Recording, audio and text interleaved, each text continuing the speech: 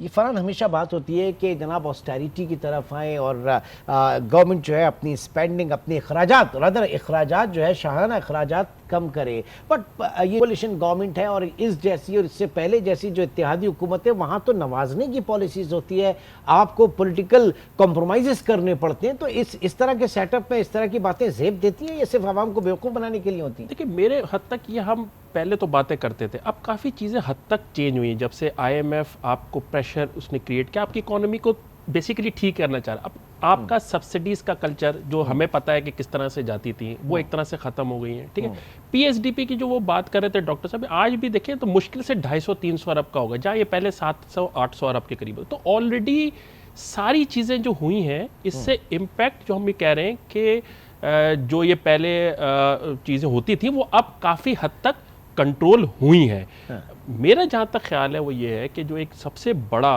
वाज़े फ़र्क पड़ेगा वो ये पड़ेगा कि आपका जो इंटरेस्ट रेट है और आपकी उसकी मद में अगर आप 60 ट्रिलियन का आपका मार्कअप पे दे देते हैं, अगर उसका आपका 150-100 मजीद कम करते हैं तो आपका 400-500 अरब वहाँ से फ़र्क आएगा। आपका अभी करंट अकाउंट डेफिसिट भी मैनेजेबल है। ठीक है, तो आपको थोड़ा सा रिलीफ देना पड़ेगा। अच्छा, उससे ये होगा कि आपका जो इंडस्ट्रियल सेक्टर है जो कि पिछले 3-4 साल के वॉल्यूम्स पे लो पे चला गया, हम 4 साल पहले के आउटपुट पे जा चुके, जिसकी वजह से रोजगार पे इम्पैक्ट पड़ता है। वो फिर चीजें, क्योंकि वहां से आपको डोमेस्टिक इकोनॉमी को रिवाइव करना है।